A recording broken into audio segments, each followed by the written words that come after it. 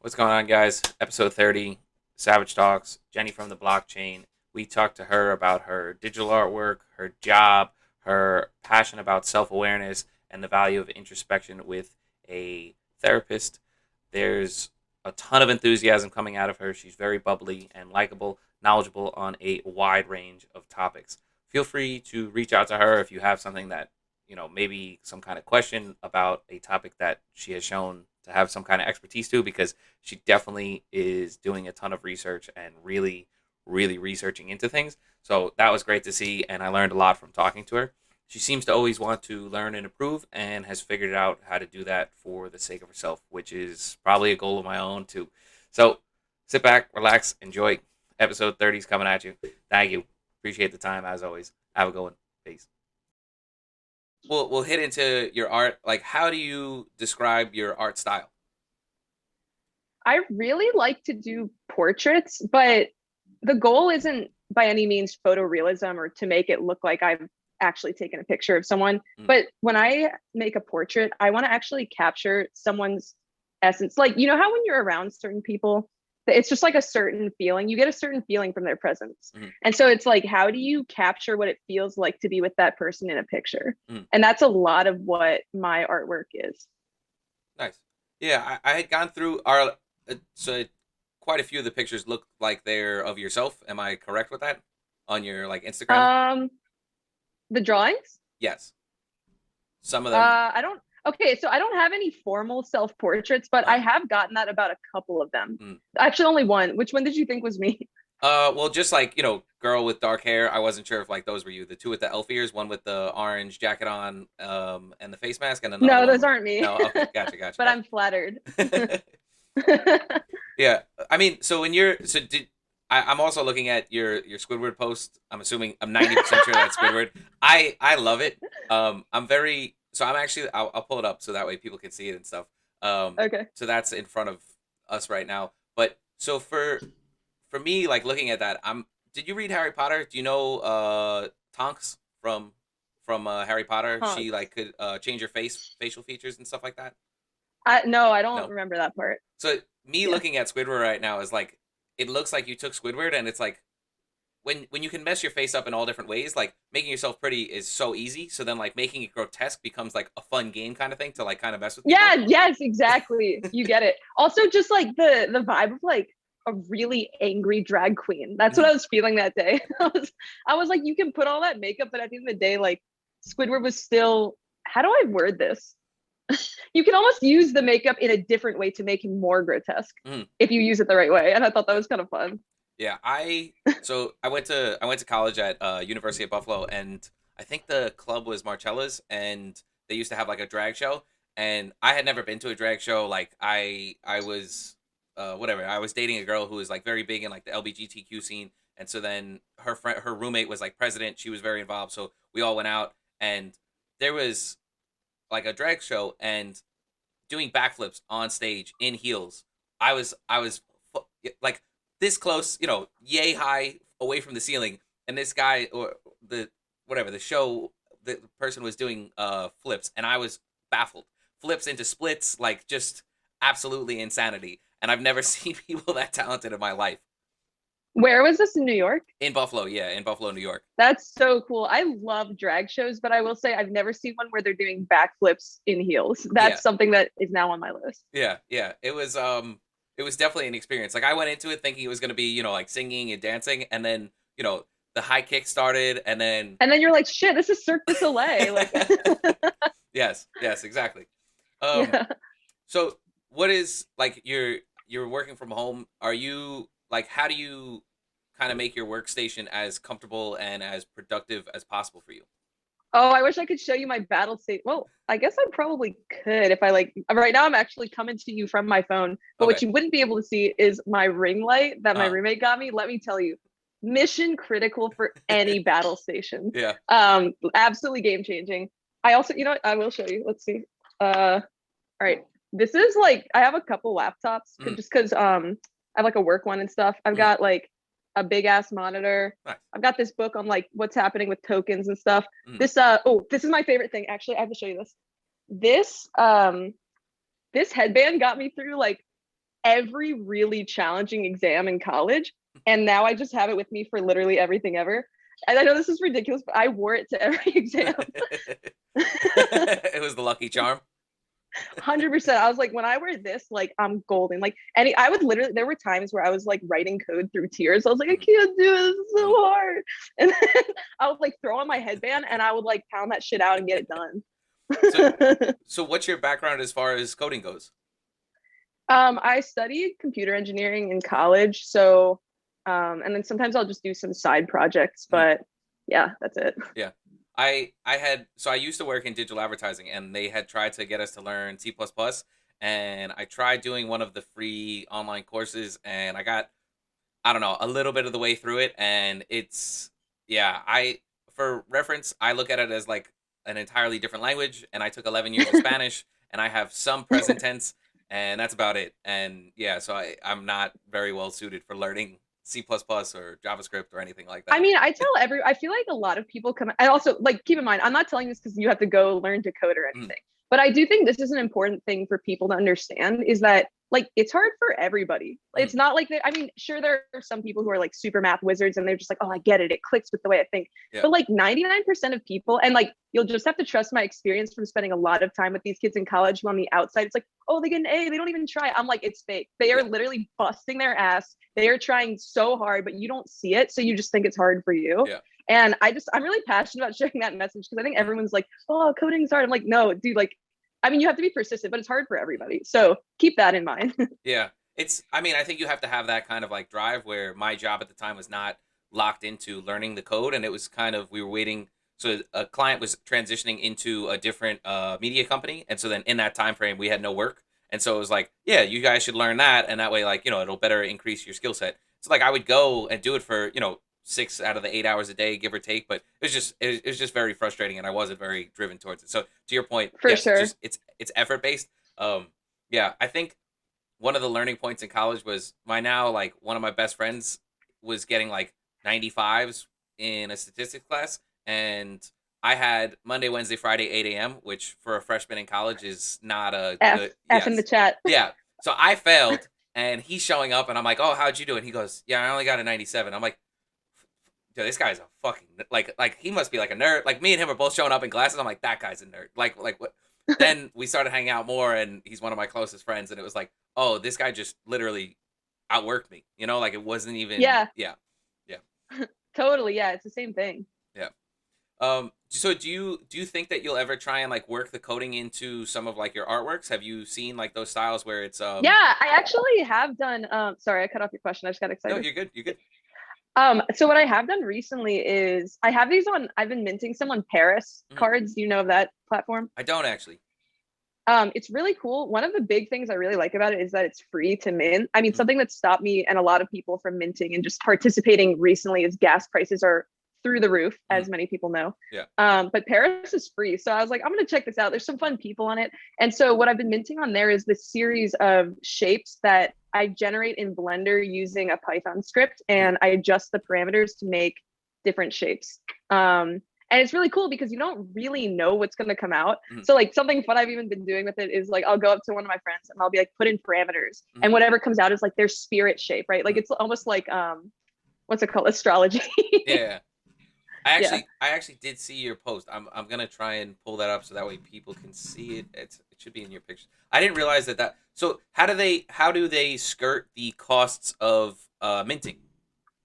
It's a completely different blockchain. I Mhm. forgot what it's called because like their token is called Near. I'm pretty sure it's run by some group called Create Base, Mhm. but I don't know. It's just free, and I'm like, Yeah, cool. Like I'll make stuff here. yeah, yeah.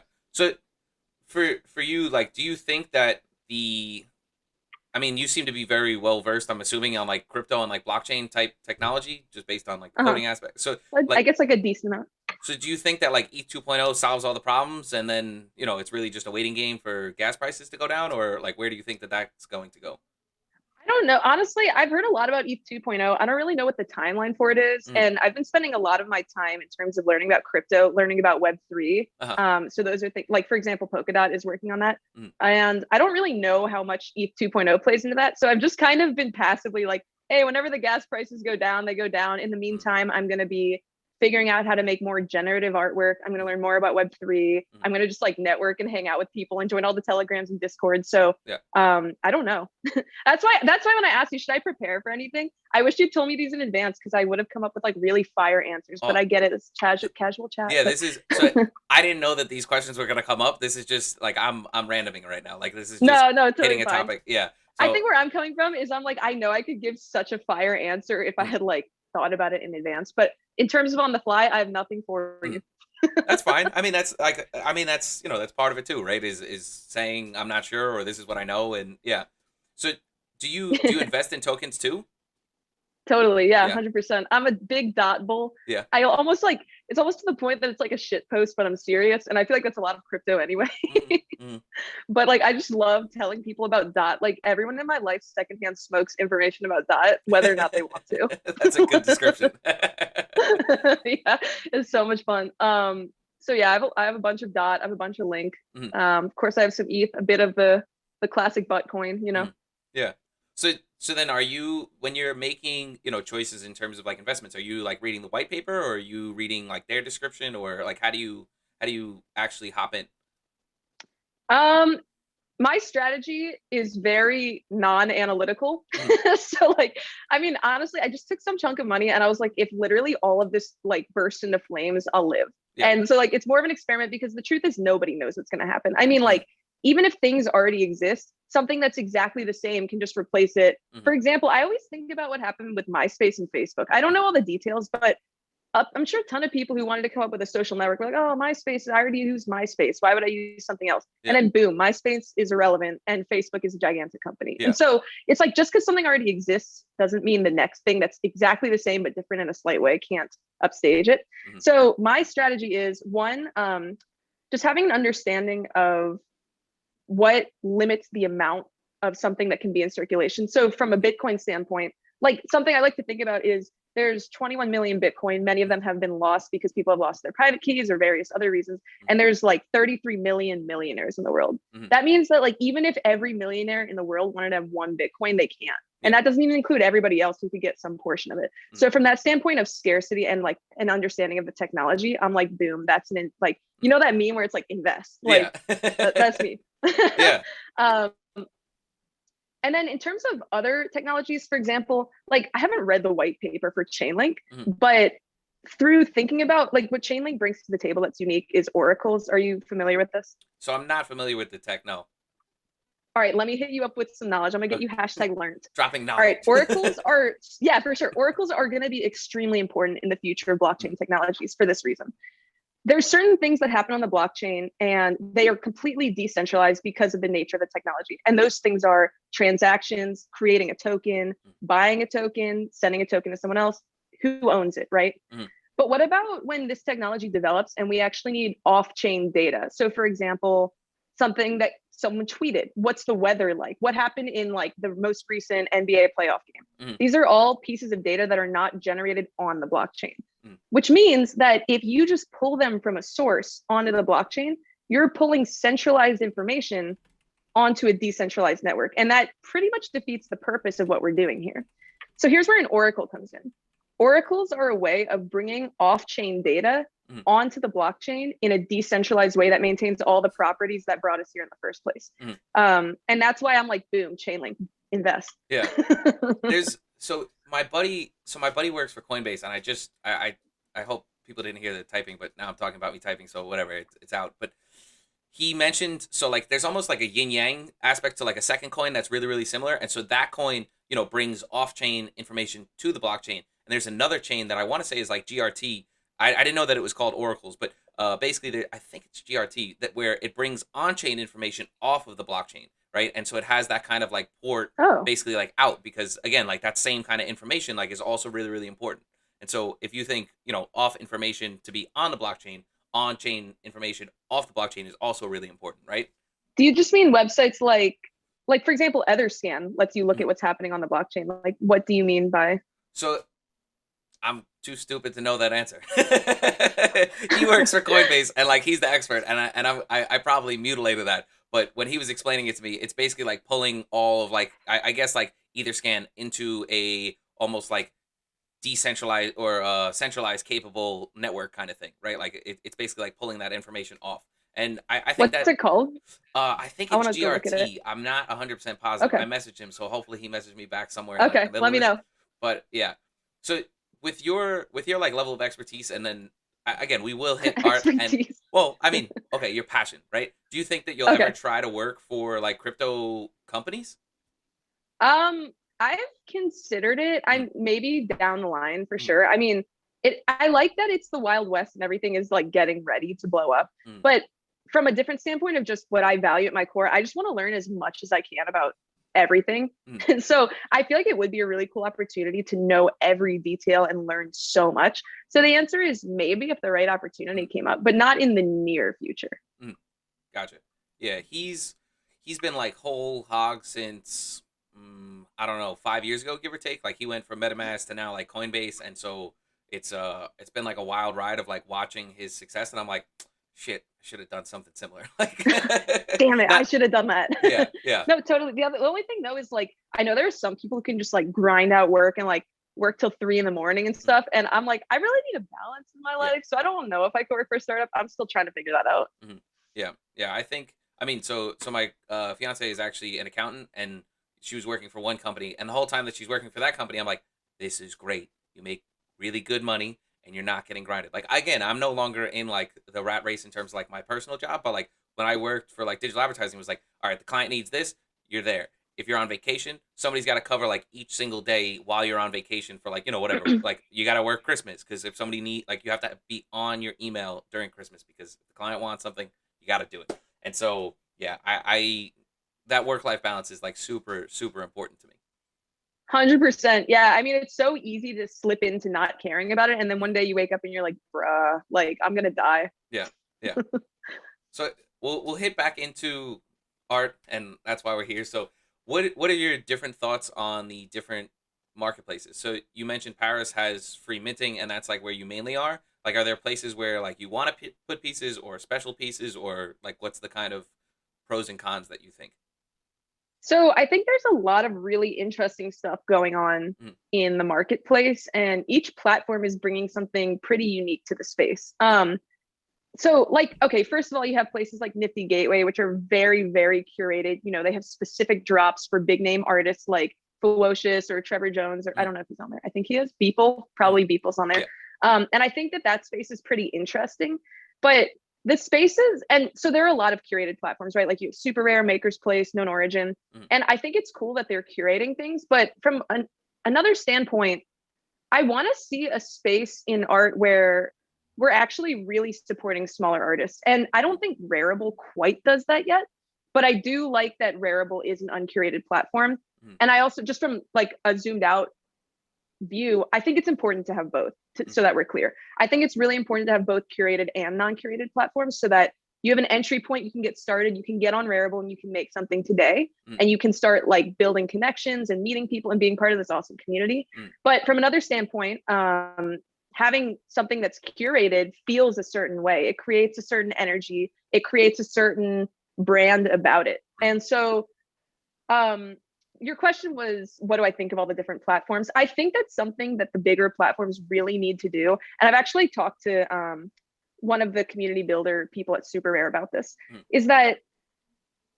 there are so many talented artists in this space that can't be put on the platforms right now just because these groups are small mm, and they have to curate each person and they have certain criteria by which they make these selections, and that's fine. But I think that there needs to be a little bit more investment in treating the smaller artists like they matter and making them feel included in the community, even if they can't be included in that platform right now. mm, So for example, I don't know if this is well, this is on the fly, so I'm just going to give you what answer mm, pops into my head, right? There's no specifics here. mm, Um, Also, I'm really passionate about this. What I was going to say is, so the bigger platforms, let's say like Nifty Gateway, Super Rare, Known Origin, Maker's Place, like they don't tell you if you don't get in. mm, And even if you can't be on the platform right now, it doesn't mean that you're not going to be a really important artist next week, next month, or next year. mm, And that's why I think it's really important to treat each person like with respect and respect the time that they invested in applying. like you don't even hear anything. They just Yeah. say nothing to you. I feel like Yeah. that's kind of rude, Yeah. honestly, especially in a community that's so supportive of artists and connecting with each other and building each other up. I Mhm. think there's a way to have curated platforms without being like kind of dismissive to people who are trying. Yeah. I definitely agree there. It's I think it's like economics of scale where like everything is like so small. I don't know if are you in the Nifty Gateway Discord?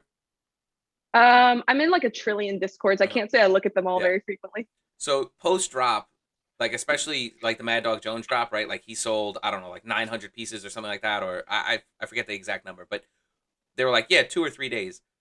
Every 5 minutes, somebody goes at Tommy at Nifty Gateway.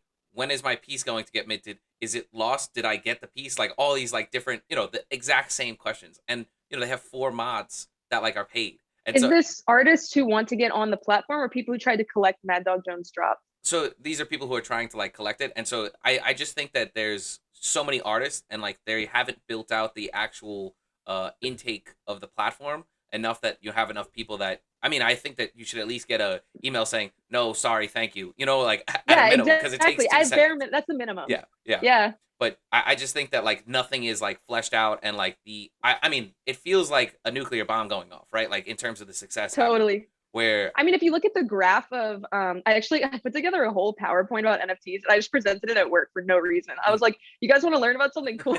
So like, there are a lot of graphs in there and like all the graphs look like this. yeah. Like, and so actually, I mean, that is a good standpoint, right? Like this has blown up so quickly. It's not like they could have anticipated we need to allocate resources for this. But I do think it's something they should start thinking about because Yeah. this is not going to slow down. And they're making insane amounts of money too, right? So That's what I'm like saying. Like treat people, you need to treat people with respect. yeah, Like, yeah. yeah. Because I mean, I don't know the exact fee structure, but I think Nifty Gateway takes something like 5 or 10% or something like that, like per sale. And so it's like if you're taking that much money and Mad Dog Jones sells $3.9 million worth of stuff, like that's somebody's salary for the year, or like 5 people's salaries realistically, right? So Yeah, it's and like the point is that being respectful to smaller artists and encouraging them to stay in the space and also not just like like saying, "Hey, we didn't let you in."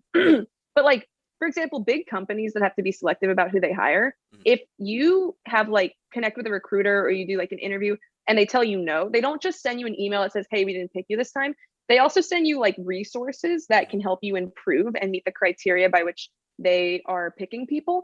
And they also check back in with you like later down the line to see like how have you developed, how have you grown, where are your skills at now. Mhm. And I think those are all ways that are really important when like you have to say no to a lot of people. How do you let them know like they still matter? Because it's not just about one big artist like Beeple selling $1 million of artwork. That's really cool and it draws big names to the space. Mhm. But the goal here is really to grow this and to grow the community. And that's what a lot of people are here for. Mhm. And I want to see a platform that supports that. Yeah, yeah. I think I mean I'm not affiliated or like that in this. Yeah, me neither. Yeah, but I have heard like a lot more artists starting to really like get behind Foundation. I think it's the normal tech platform description or spelling where they basically remove all the vowels, and so I think it's like Classic. FND whatever. But Foundation is basically like you get in and then you can invite like 3 other artists into the space, and so there are issues where I think you're gonna have like clickishness and stuff like that, where if you don't know somebody who's in Foundation, then how do you get an invite kind of thing. But at the same Mhm. time, like it's basically a curation by the artist at the same time, so that might be like a good balance. I think that the only issue is just like how do you get eyes on your artwork. Like is that something that you've been struggling with personally, or do you think like I feel like that's like a problem that like most of like the non Nifty Gateway type artists are struggling with, especially on like Rarible. Definitely. I mean, I still don't, yeah, I talk to a lot of my like crypto art friends Mm-hmm. because it's like, you connect with someone and if they connect with your work, that's what you're looking for, right? Is you're looking for someone who authentically is feeling what you felt when you made that piece Mm-hmm. or at least has their own unique experience of it in a way that means something to them. Mm-hmm. And I feel like that type of connection between artists and collectors can sometimes get lost Mm-hmm. on the smaller platforms because there's so much going on, right? How do you connect those people? And so something I've tried to do is just actually genuinely get to know people because if somebody does collect my artwork, I want it to be because they have a connection to it and because it means something to them and because it resonates with them in a way that matters. And so I feel like a lot of it is, when you're not one of the big names where people are collecting because it's an investment, Mm-hmm. how do you just connect with people and find out who you're on the same wavelength as, and who, like, for example, actually there's an artist, oh, shout out to at Kai_row. I think that's your Twitter handle. If not, I will somehow link it to this tweet. But I found their art on Twitter, and I don't know why, but it was like the second I saw this piece, it's called Drown Me. I wish I could put it up. Is there a way you can pull it up? I can try. Is there like very visible butts in it? Yes, very visible butts. Okay, that's one. So I bought the original because I saw it on Twitter. It's an oil painting. It's like 4 feet by 3 feet. I just saw it and I was just like, yes. Like, you know, when you just know, like, you just like hits, like you have a physical sensation in response to it, and you're like, whoa, like it's not even a thought. Yeah. You're like, I just need this. That's how I want artist collector relationships to develop in this space. Like, I look at this every morning. It's next to my bed. I wake up and I'm like, yo, like it's gonna be a good day. Like, I just like I'm just like, I look at it and like someone understands me, and it's not. There's so many nuances to it that I won't go into. But like every detail of it, like every pixel is just so specific. I feel like it was made for me for 100 reasons. And that's what I want these relationships to be like. I think that this space is really about artists and collectors connecting with each other. And I want to see more of that. So like what else have you been collecting? Like, what's your collection in terms of, are they all very similar? Are they all very different? Like, do you collect? This is the first original artwork I've ever bought. So I have not purchased any NFTs yet. But starting to collect is on my radar. But yeah, this is the first original I've ever bought, and I only want to collect something if I have that moment where it hits. I don't have a better word for it. You know, when something just hits. Click. Yeah. Wait, do you want to see the painting? I'll just take my phone. Yeah, sure.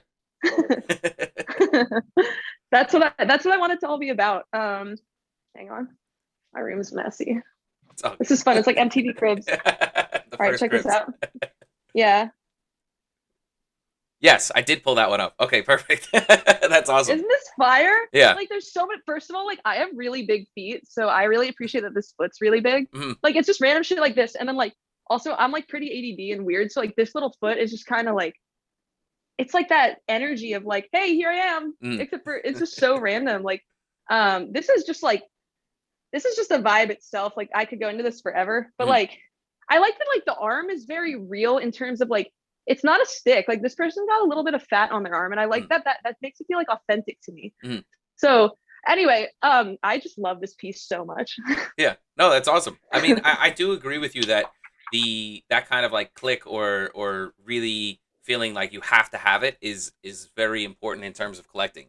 I think that, I don't know. So I guess that's the next question is, so the correlation between Bitcoin price and the stock market is pretty heavily correlated, right? I'm not like, is it real? Is it like shown to be? Yeah. I mean, I believe you, but like, okay, I was more of like, by the way, do you mind if I just like put on deodorant right now? Yeah, hit it. It's fine. It's just like, you know that feeling when it's like a little clammy?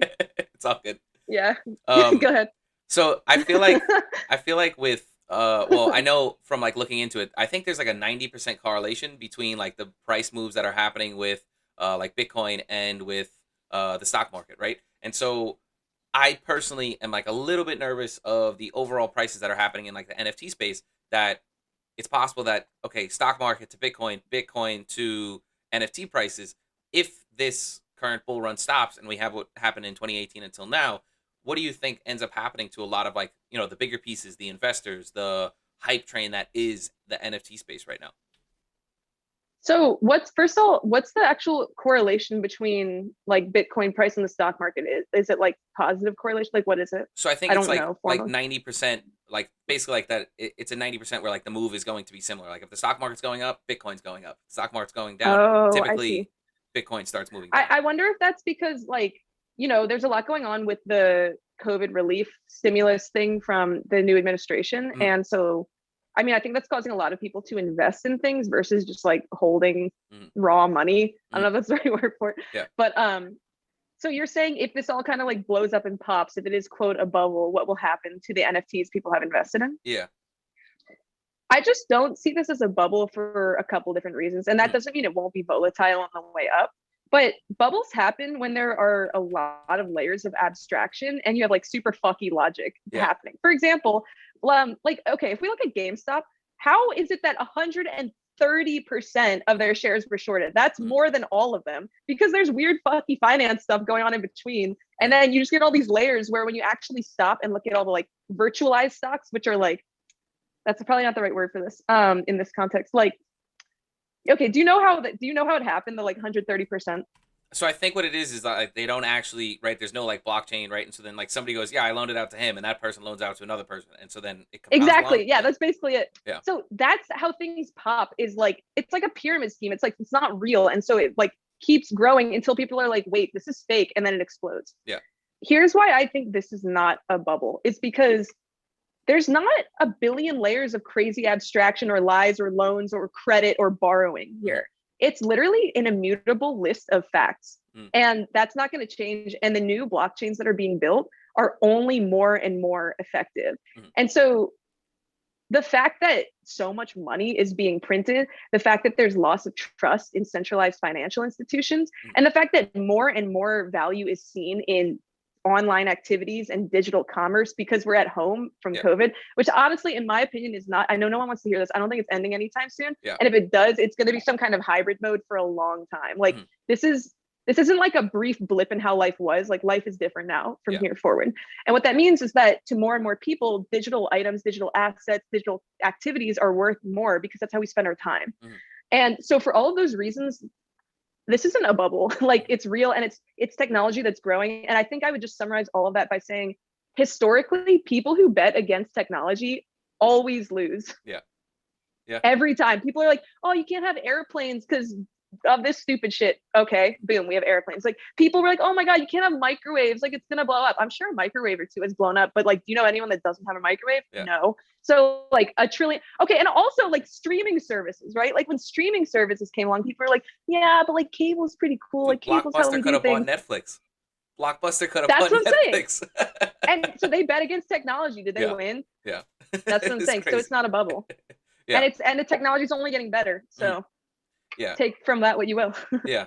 I think that there's there has to be so like I agree with you, right? Like long term, 5, 10 years down the line, I don't think anybody loses, right? Like anybody who's buying like, the $3.9 million that was spent on Mad Dog Jones, that's all gonna go up, right? Like that's my personal take. I don't think that in 5 or 10 years anybody loses money. I think that there could be short term pain where more and more people clamor into the space. But like if you think about it, so today did you see the Akko drop? It's the spaceman that happened today on Nifty Gateway. What? No, I didn't. No, it happened a little while before we went live, and so my buddy was asking me if I was gonna buy it. I ended up passing because I just don't have money for it, and so whatever. But Yeah. it's a very nice piece. I think it's just like an astronaut, and then they're going to build out like a storyline behind it that they've started, similar to Baka Arts has like the Ether Tales, and so Mhm. my personal take is just like that printed I think 1,400 copies, right? Imagine 1,400 people buying something. Like just in the United States alone of, people who could afford, $1,000 art piece. Okay, we'll say, I don't know, a tenth of them, give or take, right? Like between like elderly babies, right? All that kind of stuff. And so, Babies. yeah, well, they don't have money, right? Yeah. Unless NFTs become the college fund. So just 1,400 like is such a little amount of people. Like I think it'll start getting scary in terms of like is your investment, right, start going to make you money if 20,000 people buy, 30,000 people buy, because then it's going to not be quite as scarce. But when there's only 1,400 editions, like grand scheme of things, the global world and everything like that, there's rich people in every country. So they'll Wait, it start. sounds like, are you concerned with more editions being printed if more people join the space? So I'm I'm not. I think that we're still so early that there's going to be far more people hopping in.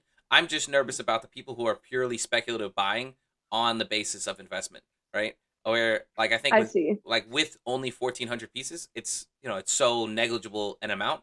But then like if you start like if people drops again, how many people open editions are going to get printed? 5,000? Like I genuinely don't know, but it would be something absurd. But then again, as more and more people get in, I think it'll Well, bubble up why in would a they print more editions? Because there's more people coming in. Because the reality is, if you have more demand, but you have the same supply, it's worth more. So yeah. why would they make more? Well, so some people are wealthy enough that they're buying multiple editions. I know like a couple of guys who bought like a couple of like the Mambas, like the Boss Logic has like the Kobe Bryant piece, and so they Mhm. bought like a couple of them because they're like, There's no way Kobe's going down. I just it feels very much. Were you were involved in crypto in 2018 and everybody was putting in like their life savings? No, okay, No. so I knew vaguely of it. I Mm, put like $100 in just to see what was going on, have some skin in the game, yeah. but I haven't really been involved until basically the end of December last year. So I've been around for like 2 months. Gotcha. Yeah. I mean, I just it feels similar. And again, like where are you gonna make safe money somewhere else or as much money somewhere else? Like NFT space from an investment standpoint could be very good, right? And people are making a lot of money.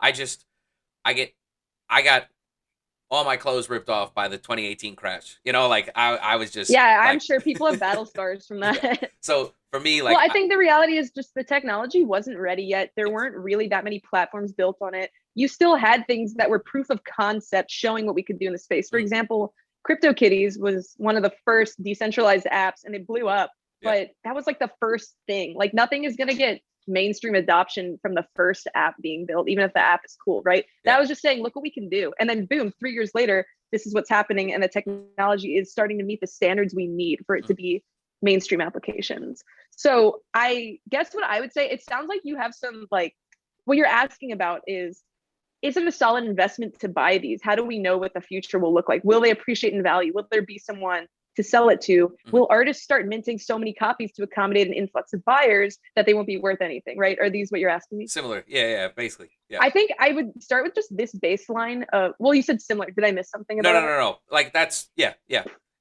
I might have I would start with yeah. this. Like anyone who's investing in NFTs, like it should be money. And I say this, I want to contextualize what I'm about to say. I think NFTs are very valuable, Mm, and I strongly believe they will appreciate in value. That said, given where we are in the timeline of this development of the market and technology, anyone who's investing should be willing to basically any money they spend set on fire. mhm. Like if you are spending any money on NFTs Mm, and you're not willing for it to catch a flame and fly away in the wind, mm, you are making a mistake. And the reason is not because NFTs won't appreciate, but because we're so early and we don't know yet. mm. And so that money should just be like, I'm learning, I'm having fun, I have skin in the game, Yeah. I'm picking things that I like. But Mm, if you're genuinely like, I'm putting my money in here because I want an ROI, I feel like you should put your money elsewhere at this time. mhm. Yeah. That's my hot take. Yeah. No, it's all valid because at the end of the day, neither of us know, right? Like, so it's yeah. I think that I just I was in like the Nifty Gateway chat, right? And this guy was like, I'm maxing all of my credit cards, and I'm like, That's what I'm saying. Like, don't fucking do that. Like, and I'm like, dude, what? And he's like, yo, I make 30% a month, and I'm like, 30% a month is like cool. Like I'm happy for you. You know what I mean? But like that 1 month that it doesn't hit, I'm like Jesus. Like that's gonna hurt. Like I just yeah. That's more where it's yeah, coming from. I mean, sure, there's danger with anything, right? Mhm. Like if you drive a car without a license, that's Yeah. not good. I Yeah. mean, I'm not saying people should need to be licensed to buy anything. That was a bad example. But the point is, you can misuse anything. And I think Mhm. that spending money you actually need to pay your rent or Yeah. pay for your food, or even money that you need to grow long term for like a college savings, Mhm. spending that on NFTs right now is not the correct choice. I think I'd buy my kid like a And that Beeple. doesn't invalidate NFTs that because some people make like not the best choice Yeah. about it. I think that's the important distinction. Mhm. I think I think it would be cool. Like if I don't know. I think I might have kids in like the next year or two. And so if I had like a kid and I could get like a Beeple and like throw it into like the college fund as like okay Beeple for baby, then I How think cool would that be? that That'd be so cool. yeah. You're like, son, daughter, I bought this for you before you were born. And Yeah. today it's actually, honestly, by the time your kids are 18, I don't think college will exist, but that's another topic. Yeah, yeah. I think that people. Well, we'll go back to your art. We'll go back to your art. I think that's a Okay. valid topic. We can hit it. I love your enthusiasm for talking and stuff, but like I did want to talk about you a little bit more. And so you're AMA. yeah, exactly. Your art is kind of it has certain styles, and then you have like the shapes and stuff like that, and then you have like the portraits. Do you think that you're going to do what some artists do in terms of having like one specific style and like really like hammer that, or do you think that you're going to just like grow and evolve or kind of bounce, So wait, bounce? You mean like like, bounce from like different styles? oh, okay. I think I meant bounce from art. I was like, Oh no, no, hell no, sorry, sorry, I'm sorry. here to stay. No, no, no, no, you're good. Bounce to me means like leave. Yeah. Um, okay. So basically you're asking what's the future of my style of artwork? Mm, I'm definitely, like I said, I'm one of my core values is just being a lifelong learner. I mm, want to consistently learn something new every time that I'm working on something. And I don't ever want to just say, this is my style now and I'm good. mm. I'm very much still in a learning phase. And I mean, like I always will be, but a very initial phase of digital art because I have done traditional art my entire life. And I just started doing digital art about a year ago consistently. I actually got a teacher. His name is at Xiding. It's Xiding. His art is so cool. He's the best. And the reason he's amazing there's 1,000 reasons he's amazing. Shout out Xiding. I hope I'm saying your name right. I'm 99% sure, but now I'm concerned.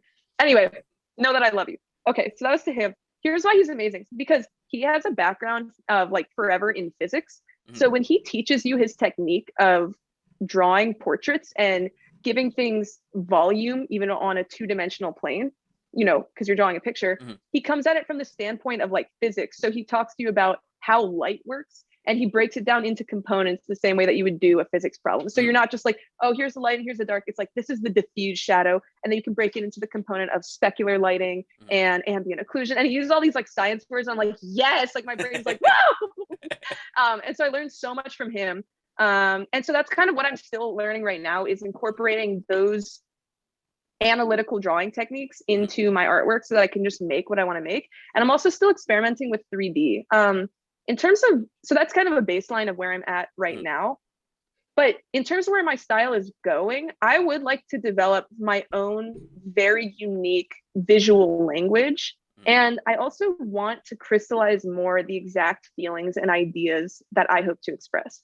So the more that I drill down and do the deep work into how I feel in my voice and what I want to talk about and the message I want to get across, the more that I see it show up in my artwork. And that's what I personally find very satisfying. So I think the future of my artwork is developing my skills further, having a more unique design language that's increasingly more authentic to me and my voice. And also figuring out different collections of what I want to express. For example, I would love to have like different collections that tell a story of an idea, that tell a story of a feeling. Versus right now, I really do just make individual portraits as I'm still practicing and learning and figuring out my voice. So to summarize all that shit I just said, not shit, but good stuff, but verbose stuff. I want to up my technical skill level. I want to find my voice and I want to improve in storytelling through multiple pieces. And that's the future of the art that I'll be creating. Yeah, that's awesome. We kind of skipped this. How are you trained in terms of more classical art?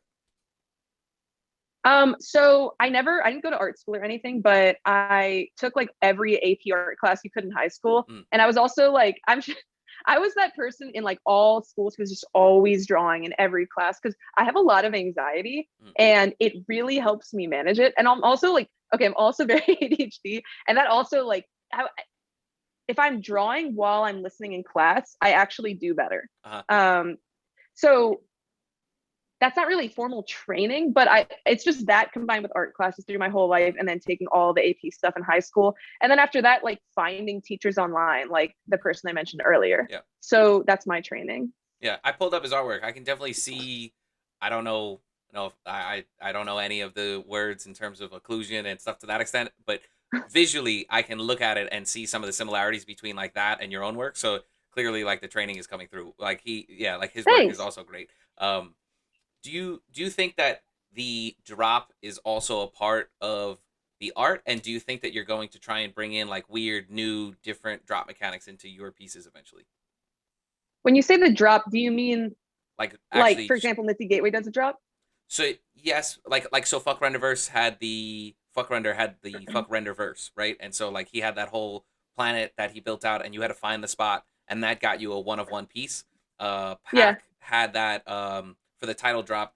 He had for the gift piece, you had to put together a QR code that you could scan with your phone. That gave you out a code, and then that was something that what's his name, Gavin Shapiro ended up winning, where it basically got him the gift piece, but he had to give it away to somebody else, and so that's like a different kind of drop mechanic. And then you have opens and like almost the loot box percentage chances, and yeah, everything else in between. I think that stuff's really cool. And I love that people do that because anything that you can make more interactive and more responsive to somebody doing something to get is awesome and makes it a really cool experience.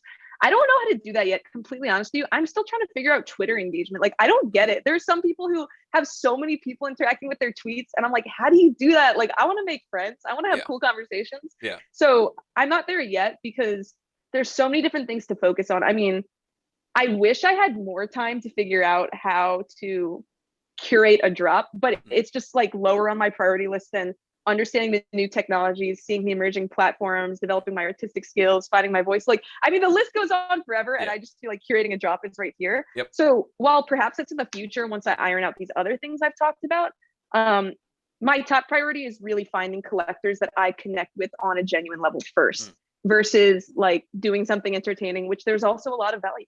Yeah. Yeah. I don't understand how the guys who have, I don't even know, thousands, like just a couple thousand. I mean, you have like 6,000 followers, dude. I've commented on Gultra's post a couple times. He has like, I don't know, 4,500 followers, and I'm just getting spammed with notifications. And I'm like, I how the know. hell It's do you like, do this? Tommy Kimmelman tweeted he's like engagement greater than followers. I'm like, it's true. Like, I have a ton of followers. I guess people are like interested, but I don't get, like, there's certain tweets that blow up for sure. But in general, I mean, it's a different experience, right? I'm like, how do they do that? I would like to know. I'm sure there's It's a a robot. strategy. It's a robot. Like, like I recently, I don't have it next to me. I can get it if you want to see it. I ordered before Boss Logic like blew up. He had a piece on his Instagram that I was following at the time, and it was an order for a print of a Mutant Ninja Turtle TMNT, and it has like all four of the different like headband colorations on like the neck, like a neckband, right? So you don't know which one it actually is, and they're sitting in like the rain. And so I ordered it, and it comes in, and it's phenomenal, right? I get it last night, so it's rolled up in like the tube. I put like the candles on all four corners, and I took a picture and I shared it. I was like, Boss Logic, the quality is incredible. Like, this is great. He retweets it. I have not stopped getting. I deleted Twitter off of my phone so I could stop getting notifications. I've gotten like 600 likes on it, like a bunch of retweets, and I'm just like, I can't. I have. I don't know what it is. I can't deal with like the little. Like, I can't have anything in my inbox. I can't have like unread messages. So now every time I open Twitter, there's a new fucking like or a new fucking retweet, and it's been like a nonstop like 24 hours. Like, he just retweeted because, oh, that's cool, that's my print. But for me, I'm just sitting there like, how do you fucking live? Like, bruh, Yeah. how does this happen? Yeah, how is that done? I know that there's probably some kind of secret. Like, every time I've been like, how do people do this? There's always like, oh, just do this. And it's like, that's it. But you have to know what that one thing is. Yeah. I don't know what it is, but power to these people. I don't. Maybe you just mute people who don't follow you. Like that would be like a nice feature, right? Like, if you just mute people who don't follow you, you never find any new people. But when you're like Boss Logic, like the amount of spam that I'm assuming he's getting is insanity. I'm sure there's a way to filter it. I mean, like, celebrities have to do this, so I don't know how that works either. I think you're looking at it from like, I don't want this red dot on my notifications, and I'm like, yo, let me get more of that red dot. So we'll keep hitting like more about you. What are some of your like personal hobbies, and do any of them integrate into your artwork or have similarities? I have a lot of personal hobbies. I like just generally like being a goofy like ball of energy and like doing insane shit. I just want to laugh and make things. That's my bio on Twitter, and it's like the best way to describe me. I don't know if it counts as a hobby, just like finding, like, I will literally this. I don't know if this counts as a hobby. I will literally go to the ends of the earth to make myself laugh. Like, I feel like that counts. I really like doing yoga. I do yoga every day. I really like to cook. I like making art. I like building things. I made a Telegram bot for CreateBase, which has the Near protocol, and in their Telegram you can do the / whatever, and it I don't know what returns. Near protocol is. I'm sorry. No, it's okay. It's Paris cards. Okay. I don't know what It's that is. it's another platform where you can make an NFT. Okay. And it runs on a different blockchain than Ethereum. Okay. And that blockchain, their token is called Near. Okay. Yeah, interrupt me whenever. Yeah, sorry. Everybody has so much like random knowledge of what's going on in this space. It moves too fast for any one person to know. So like, always feel free to ask. Yeah. But what was I gonna say? Near protocol on Telegram. Oh, I made them a Telegram bot, and you can type like / whatever /p or something, and then it will return the current gas prices to mint on whatever other platform they're making. I don't know why Paris cards is free. But anyway, they paid me to do that. There's like a bounty. So that's another hobby I have, is like finding little bounties in the crypto space. Like I've done like commissions to make a logo for an exchange called Rotten Swap, which is a fork of sushi.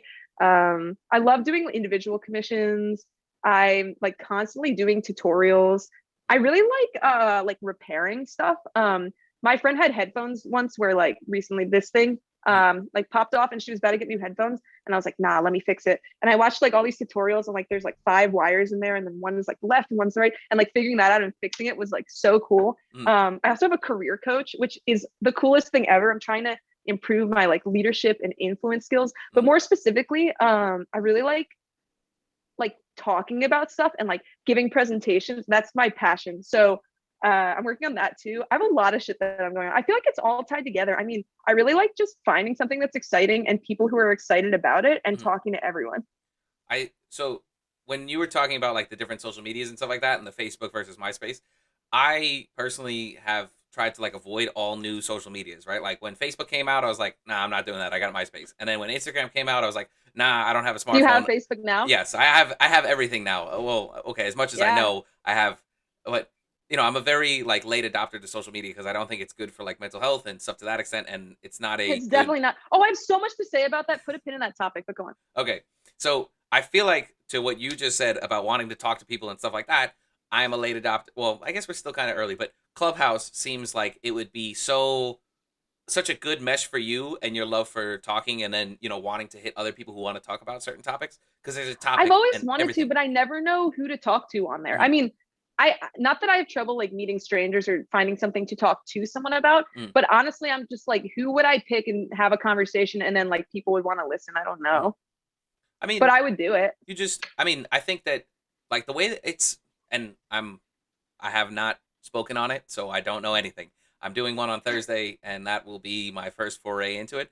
But it seems like if you're clearly knowledgeable on like a wide range of topics, and so you just kind of put your hand up in the room, and then they will allow you to speak, and then the more that you do that, eventually I mean, you seem to be decently of like an expert in a wide range of topics. So the more you do that, the more that somebody's gonna go, oh, do you want to do this room with us? And like that would be a great way to get Whenever exposure. I've been in a room with mostly I'm listening. Mhm. I'm in the group of people that can't raise their hand, I Oh, think. okay.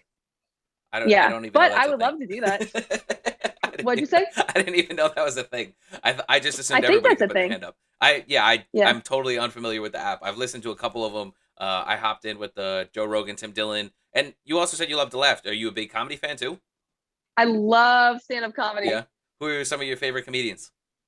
I really love Taylor Tomlinson right now. She's so funny. I also really love, I don't know if the show's still going on, but have you ever seen The Last Comic Standing? Yeah, yeah, All right, there's this one guy, Joe Mackey, who I think he won one year. He came in second. That yeah. guy's so funny. Yeah. I love Trevor Noah. Yeah. I really like comedians who, okay, I know it's really popular to do the whole like, I'm fat kind of thing. And I'm like, okay, that's like, I get it. I Mhm. do like when Jim Gaffigan does that, like Mhm. the Hot Pocket thing, Yeah. fire.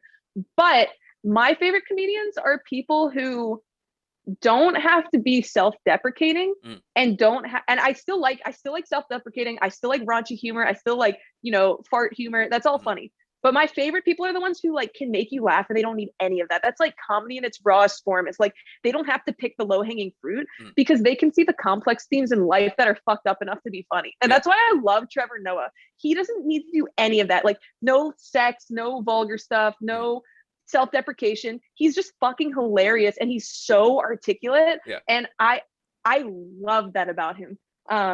So I love Kevin Hart because he has a book called it's which is written by, do you know Neil Strauss? A lot of people know Neil No. Strauss. Controversial. He No. wrote he wrote The Game, which is about picking up women. Okay. It's a Okay. very famous book. Uh. But interestingly enough, he wrote a follow-up book a few years later called The Truth. Mhm. Amazing book. Anyway, he's a really good writer. And he wrote a book with Kevin Hart called I Can't Make This Up. And they tell Kevin Hart's whole story. Uh. And like knowing a comedian's story and how they became who they are is so cool. His story is amazing. So anyway, huge fan of Kevin Hart too. Yeah. Have you listened to like I feel like Tim Dillon does like a pretty good job of like not fully being self-deprecating but like still saying like somewhat fucked up or like tongue-in-cheek stuff. Like he's very political minded at this point, so like he just shits on like everybody and like I love that. That's yeah. funny. Yeah. Him I him haven't heard of him. have you heard of Tom Segura too? Tom Segura's like latest I've special is heard of amazing. him. I'm not super. Oh, also, sorry, Christy Ilya and Yes. Donald Glover. I love them. I think Chris D'Elia is kind of fucked. I think Chris D'Elia got caught with like some underage I know. texting. Did he get canceled? Look, even if he got canceled, I still think he's funny. Yeah, yeah. I mean, the His jokes. eyebrows, he does this shit. I can't even do it. He's like, you know that shit he does? It's Yeah, so when he funny. turns to the side and then he starts hitting it. Yeah, like there's something about the way he moves his eyebrow where I'm just like, what the fuck? Like, I don't know. Yeah, I feel. I don't know. I think that I really do think that you should hit Clubhouse. Like, I feel like you will take that by storm. Like, that seems to be something that would be in your strong suit from enthusiasm in your voice and knowledge of topics, and then your love of like wanting to do it because it's a time sink on top of everything else. So if you like it, then you're gonna do it. Yeah, totally. I mean, I feel like where I'm at in terms of like, I hate when people say this, so I don't want to say this, but I have so much shit to do all the time. Mm, If there was someone who hit me up and they were like, come talk to me about this, I would mm, show up and talk about it. mm, But doing the administrative part of like, all right, who am I going to talk to and what are we going to talk about stresses me out right now because mm. of it's like I said, here are all the priorities. Here's like figuring out how to make an entertaining drop, and then here's like administrative Clubhouse stuff. But for those of you out here who are watching, happy to join you on Clubhouse if you want to talk about stuff. So hit me up. Yeah. So do you think to your earlier point that we were talking about with like the selling platforms, do you think anonymous selling platforms would like help, hurt, or like what kind of changes do you think it would be helpful for? My okay, I will say I'm going to give you my immediate reaction, Mm, but it doesn't mean that this will be my overall reaction as I simmer on this over the next few weeks. mm, My immediate reaction is no anonymous platforms mm, because of my values in the space, which are having an authentic voice, connecting with people, and belonging. mm, And to belong and be seen by other people and to be understood and to connect with them over something that you can't even verbalize because it's created through art mm, is something you can't do if you don't know the person. I mean, even like I think Pack is someone who's pretty anonymous, right? Am I mm. wrong? Yeah, yeah. But despite that, I don't think anyone knows what he looks like. He Mm, doesn't really share videos, I think, but you still feel like you can connect with him. You know who he is. And so that I would say that's like not purely anonymous as what I imagined when you first said that, which is like totally no person attached. It's just an impersonal NFT. Because the thing is, like, I don't know how important the art is without the person who made mm, it. Like to me, art is about connecting with the person who made it. It's not just about this is pretty. I yeah. mean, so I don't like that idea for those reasons. Mm. Yeah, I think that I agree. I think that some people would make the argument that like, okay, the true art shows through, but I think that the person, like, context makes a difference, right? Like the context of who the person is, Five what the type. thousand percent. Yeah. Like, I mean, that painting that I showed you, like, I didn't just buy it because when I saw it, I felt it, Mm, but I still talked to the person who made it. And I was just like, not everybody gets this very specific feeling I've experienced in the mm, way that I experience it. And this person gets it. yeah. And that was part of why I connected to the artwork so much was it was visually appealing, but more importantly, there was that deeper aspect of connection. Mm. So for you, you seem to be like super busy, right? And it's amazing that you're able to output so much. I am jealous. I like this is like block out some time and shoot it, and I'm currently out of work with like a shoulder injury, so I just have time. Oh, Um, I'm sorry. nah, it's fine. It's I don't know. It's just whatever. It'll heal, and it's giving me time to do this, so I'm having a blast as far as that goes. So it's been whatever PT and possibly surgery in a month, and we'll see what happens if it doesn't heal. I'm But sending you good energy through the ether. I I'm appreciate aligning your chakras and fluffing your aura. it. Thank you. Yeah. Um, what is like a day or a week in the life for you look like? Do you block out like every day to do some art, or like a couple days a week to do the art, or like how do you split it up? I haven't been doing as much art recently as I'd like to because so okay, I was in Maryland for 3 months at my parents' house Mm, because COVID. And so I was like, oh, I'll visit for 2 weeks. And then I was just having a lot of fun there. So I mm, stayed forever. And that was amazing because there's a 3 hour time difference between the East Coast and the West Coast. So I'd wake up at like 10. I would do yoga. I would do some art stuff. Then I'd start work at noon. I would work until like 8:30, and then I would like hang out with my parents and then do some more. And then like I would just be playing in stupid Telegram voice call groups until like 2 in the morning. And I was like, this lifestyle works. This is yeah. for me. And then all my friends started coming back to Seattle, which is where I'm currently Mm, after the holidays. And I was like, oh, I got to see the homies.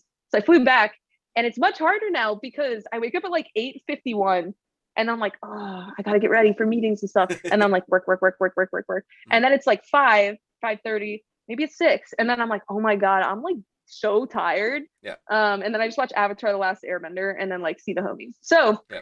I'm trying to make more time to make art, but what I do is I've been trying to just be better about setting boundaries because I just feel like I want to give 100% of myself to everybody all the time. Mm. And I just can't do it. As outgoing as I seem, and this is very hard for people to believe, I'm very introverted, but I love people. So I'm kind of like, I'm like, oh, I want to talk to you, but then I need to go recharge by myself for like a day. Mm. so, Yeah. um, so I think that when I get better at setting boundaries, I'll have a more regular schedule of making art. But yeah, for now it's been kind of hard. I'm not outputting as much as it seems like. And I've also been spending so much time, like I just talked about this. I'm obsessed with this book. It's so cool. It's called Token Economy. It's written by this woman named Sherman Vashmagur, who I just butchered that name for sure. And she just talks about everything from the technical details of the technology, how it's impacting the way that the web develops in the future of like the internet, and then also the economics of like different tokens and what the use cases will be in the future. So it's hard to have time for everything, and I want to make more art, but haven't made that much very recently. Yeah, I mean, it's you're spending your. I think that like the people every day is like a hard topic for like a lot of people to kind of grasp, right? Because like that's just like severe. That's almost like the shit. I can't believe I forgot this guy's name. He's on. I listen to a lot of Joe Rogan, and he's on there. It's a military dude. He runs the ultra marathons. He's in the Navy SEALs. Is it David Goggins? Yes, yes. People's every day Can't is like hurt David me. Goggins. Yes, yes. Who's gonna carry the boats? Right? Like, I don't know if you've seen That's that. what I want to do though. If I didn't have to work and I just like had enough money, I would wake up, have my coffee, I would do my yoga, I would make art for like 8 hours and learn something new every single day. And then I would like do some networking, and then I'd like probably like write some code and like learn something technical. Yeah. And then I'd hang out with my friends. That would be my life if I didn't have to work. Yeah. I love the everydays. I think that's the best way to learn and grow your skill. It's just time though. You know what I mean? Like it's the burnout, the time sink, the whatever motivation, the creativity, like all that is just like leached out of it. You know, like I think that it's very Goggins-esque in terms of the just drive to do it. Yes, yes, yes. And so I think it's like kind of like a fine line, but I think everything else that you're doing will then like come back into your artwork in terms of, you know, motivation or, you know, some kind of thing that you learn from the book about the tokens, right? Or, you know, like yoga, right? Like all those different things. Who you are every day is going to impact your art, right? So I think that's yeah, for sure. And I do see a future where like once I meet some financial goals that will allow me that freedom, where maybe I have some like part-time technical job, but I want to make art every single day. And for me, it's not about like, for sure, there are days where I'm like not motivated and I don't feel like it, but I think those are the most important days to show up and do it, even though that sounds really like cliche. And I think you can do that when it's your top priority. But when you have other things that have to come before it, that's when it becomes hard to like meet a commitment to something else. Yeah, yeah, I definitely agree. I wanted to also shout out Uncle Iroh, not that he's whatever real, but big fan of Uncle Iroh. I love the. Wait, did I put something up about Uncle Iroh? Why'd you bring him up? No, because you mentioned Avatar: The Last Airbender, and I'm just a huge yes, Uncle Iroh. Fan. Yeah, huge Uncle Iroh fan. That's it. Uncle Iroh is literally like the He's best. Uncle is like goals. He's a sage for sure, and he's so fucking powerful. Yeah. Uncle Iroh will be like redirecting lightning, but he's like he is honestly like the perfect role model for men, except for the one episode where he's hitting on that really young girl who rides the giant animal thing and they stalk Katara with her necklace. Other than that, Uncle Iroh should be like every man's role model. Like he can be soft and gentle and he can show his emotions, but he's so fucking powerful and he'll kick your ass if he has to, and he can be both. Yeah. I like that show is just amazing. Korra was also like a really good show. The original to me is hate Korra. Really? It sucks. Korra blows. I was so disappointed by Korra. I really like the development of like the martial art aspect. Like I did Muay Thai in college and stuff. So to see hell yeah, like the base turn into like more of like a free flowing like MMA kind of thing is like really impressive for me. And the way that they did it, the movements and everything were incredible. So that's that. Did you know that each of the 4 nations bending styles are based on a different martial art? Yeah. Which one is Muay Thai? Do you know? I don't off the top of my head. I don't remember. I want to say that it's probably fire style, but I'm not. Or okay. I'm not positive. That So might you're be a Taekwondo. firebender. Yeah, something like that. Hell yeah. I definitely have some feistiness. Master Roku. That's awesome. Yeah. Um, I wanted to hit this also, and you kind of touched on it, but do you think that the situation with COVID like helped hurt or change your art in one way or another? 1000 billion%. I mean, it gave me the opportunity to do art. And Mm, that's because commuting like takes time. And then mm, I was like, shit, I have more time. But more importantly, not just commuting, but when you're in the office, like if you take a break from something, I can't just whip out a piece of art and start working on it mm. in the office. But at home, that makes a lot more sense. Yeah. So I had the opportunity to like find someone to teach me, which was the teacher I mentioned earlier. And like last year, I spent a lot of time before I even got into crypto art, just learning digital art. Mm, And I would not have been able to do that without COVID. Obviously, COVID sucks, but I have to tell you, it's been amazing for me in a lot of ways. mm. Do you want Yeah. to hit that at all? Do you want to like talk to that more? Yeah. I Or? mean, how deep do you want me to go? Go for it. Yeah, yeah. That's why we're here, right? All right, I'm gonna go deep then. Okay. Um, ooh, okay. I'm gonna open up. I feel like being vulnerable is really important, and people do it on The Bachelor, and it like works out well for them. So something I have struggled with for most of my life is maintaining a group, like honestly valuing my friendships with women. I feel like I had a lot of like internalized misogyny, even given that I am a woman and I'm like aware of that. And so all my friends growing up were always men, like always. And I realized like I've spent a lot of time like kind of doing deep work on why this is, and like learning more about myself so that I can not be like that, because I don't think that's a good way to be for myself at least. And something that COVID has given me is like a close group of girlfriends, which I've never had before. Like literally like rock solid friends who are there for you, Mm, who care about you, who are there to support you, and who you genuinely trust. I've never had that until COVID. And COVID is what brought us so close, because you have to hang out in your little pod, or you can't go out seeing everybody, right? So you pick a small group of people and you're like, you're gonna be my fucking pod. We're gonna hang out. And so it's like me and five other girls, and we did all this crazy stuff last summer. Like we kayaked 2 miles across the ocean and camped on an island in Susha with tents. We walked a mile underground in pitch black in these volcanic caves near Mount St. Helen. We camped on the side of the road near the Cascades, near this giant, it's called Lake Diablo, and it's the color of turquoise and it doesn't look real. mm, And so like if COVID hadn't hit, honestly, I don't think I would have had this. And mm, this was like the biggest thing I really needed in my life out of everything. So, I mean, that's one really important way. And I think about this all the time, actually. The other night, I was at one of their houses and we were all sitting on this giant mattress on the floor in their living room, just like talking about life. And they were talking about all these grandiose plans for after COVID.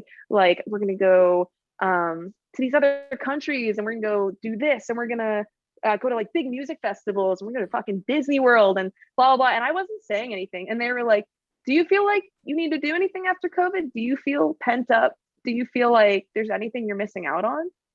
And I was like, honestly, no. mm, I've FOMO'd my way through so much of my life. mm, And not that that doesn't invalidate the fun experiences I've had, mm. but I feel like all I've ever really wanted was a close group of friends who are women. Yeah. And I have that because of COVID. I was like, honestly, I'm good. Yeah. That's awesome. I mean, I'm happy to hear that. I'm not going to even try to. I don't know any kind of psychological questions to ask off that, so I'm not going to bother. Did I overwhelm you with that? Did No, I TMI? no, no. That's no. I think that's important, right? I think that like you said, is bearing yourself in terms of like vulnerabilities is important, right? And then Yeah. I think that you having those female friends probably. I mean, have you done portraits of them? Is that a valid guess? One of them Okay. actually, I think one of them who you asked me is my roommate, Mm, Christina. She has the elf ear mm, and it has a purple background. That was like the first piece I made where I stepped back and I was like, holy shit, like I'm proud of myself. mm, Like, I made a bunch. I was like, this is good. And people thought it was good. mm. But when you make something and then like it hits you, Yeah. I was like, yo, I feel awkward because I feel like she can hear me, but I love Christina. She's the best. That's awesome. I mean, I think that's that's what people are looking for, right? Like people want to see that excitement and stuff like that. And so yeah, I mean, I'm like I I just for me personally, like I am struggling with the line of like wanting to ask you questions, but then is it applicable or am I like is that too like psychoanalyst? You know what I mean? Like that's where I'm Dude, struggling. ask me Not anything. The only reason that I was like weird about the questions in the beginning is mm, because I want to be able to answer that question very effectively Mm. because it's related to what I do, but I wasn't ready for it. So I was like, but you can ask me anything else. It's not Yeah, yeah. I mean, that was basically it. I just didn't want. Yeah. Um, that. I'm Yeah. I'm happy for that. I mean, I think that's awesome, right? Like, I think that the part of COVID was, like the Great Reset, where like people realize, for a lot of people, that their job doesn't give a shit about them, right? Like for Yeah. like my job, and like more like other types of jobs where people still had to go to work, where they didn't have masks, or they didn't have hand sanitizer, stuff to that extent. And It's then it, crazy. like, being able to sit at home, like people really realize, like, oh shit, like what the fuck am I doing with my life, and like, you had that. It's like a second of stillness. Yes, the great pause, right? Like that's what The I've great been. pause. Yeah, that's not a me thing. That's a Chamath, that I won't try to pronounce his last name. The guy from Facebook, Chamath Pala. Yeah, I know. I Yeah, know. that's something that he's talked about, and so I think that's great. I mean, it's something that a lot of other my friends like have realized, and so I'm happy for people. I think that it's huge to really like figure out and like plan your life, and not just go to work Monday through Friday, get drunk the whole weekend, or like other whatever, smoke, and just float through the weekend, and then do it all over again, and never It really. forced everybody, I think. I mean, I want to make sure I acknowledge there are a lot of really terrible things that have Mhm, happened too. So I think that it's just both, and things mhm, are complex and they can be both. But I think that it made a lot of people like open their eyes and mhm, be like, what's really important to me? And you don't always get a chance to do that when you're running at 100 miles per hour and the world is spinning before you and everybody wants something from you all mhm, the time. You don't get a chance to turn inwards and be like, does this make sense for me? mhm. Yeah, yeah, exactly. Also, another really amazing thing was like, honestly, and I just want to go back to that image of the other night. We're all, me and all my friends are sitting on this mattress in one of my friends' living rooms. And she's like, what do you want to do after COVID? And I was like, I just want to spend more time with my parents. Mhm, Honestly, like get the fact that I got to spend really 4 months with them. I went home for 3 weeks, came back here for 3 weeks, and then went home for 3 months.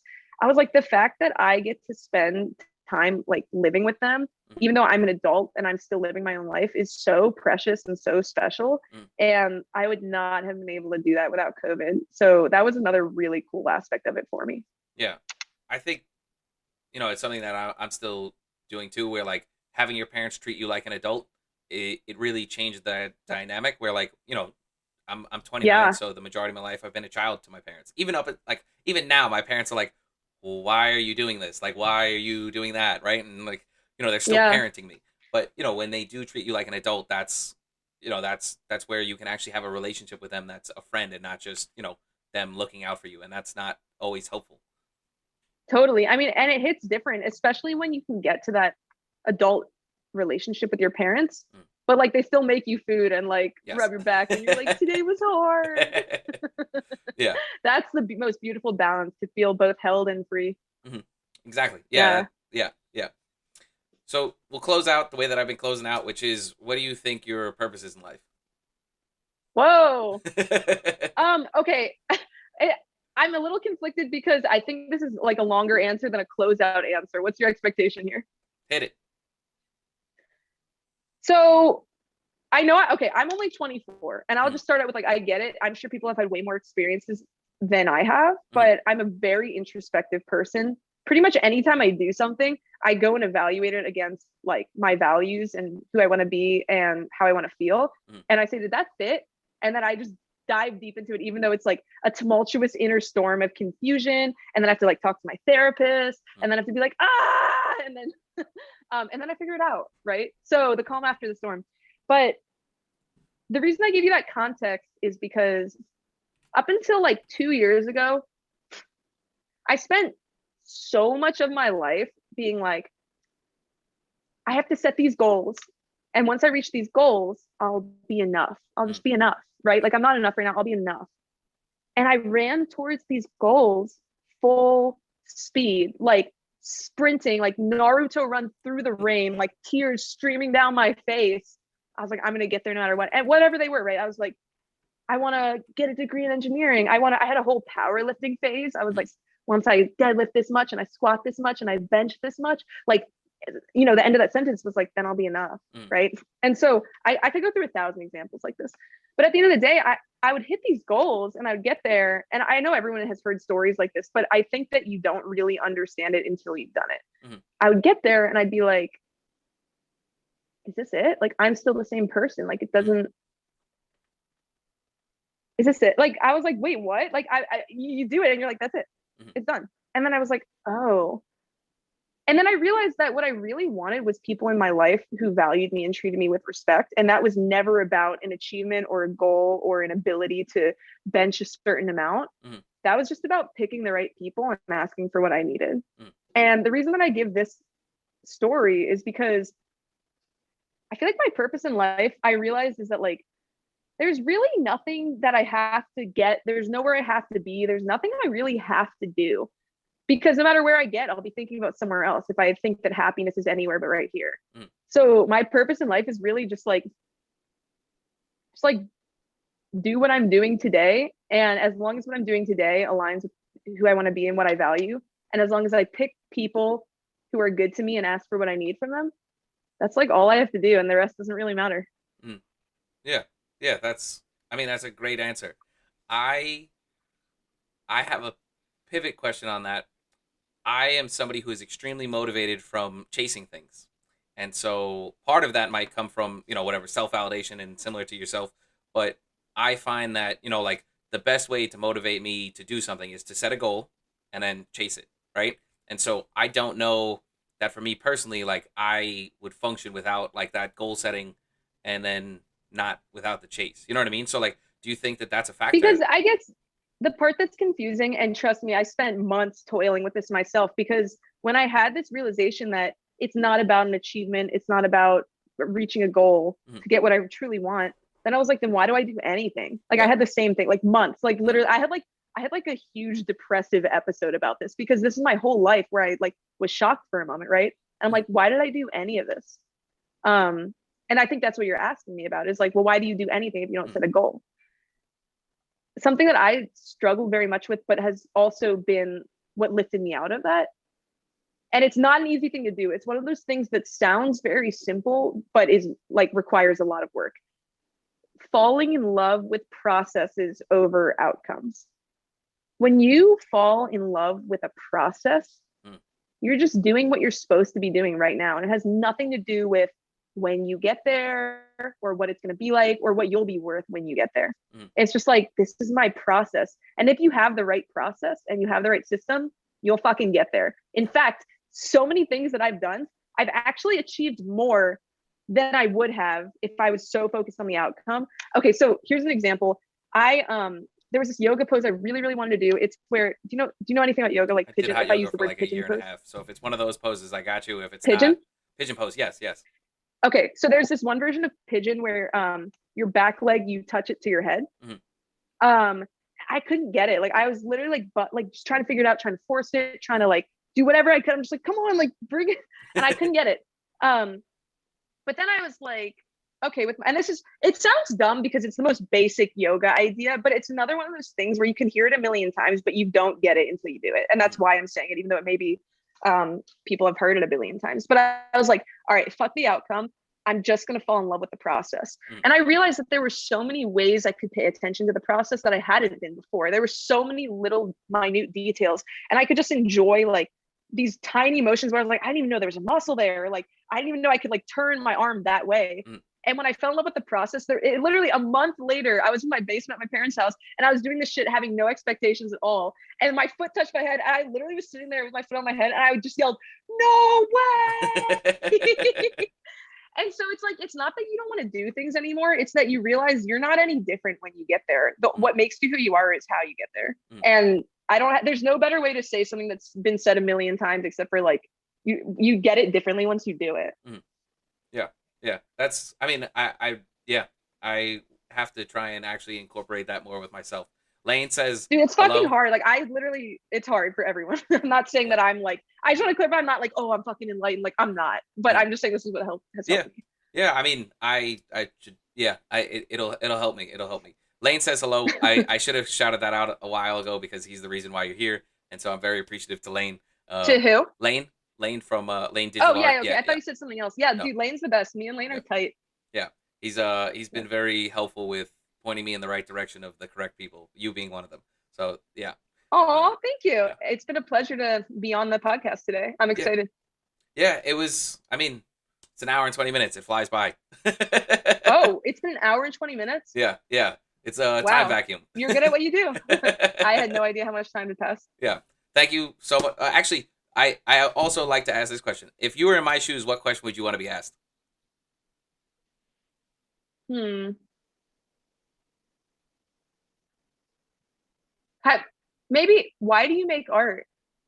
You don't ask me that. So why do you make art? For so many reasons.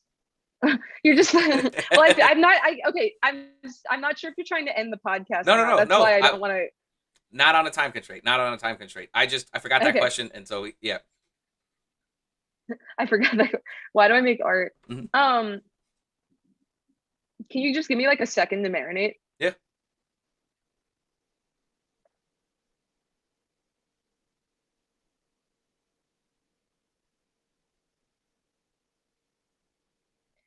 Because my brain moves at a million miles an hour, and everything that I feel very deeply and intensely, like everything. It's something I actually struggle with, and I've had to do work in therapy on like reining that in. Like my feelings are so fucking loud. Mhm. And there's something soothing about when somebody understands you. And no matter how articulate you get or how many words you find, words aren't always the right way to convey that.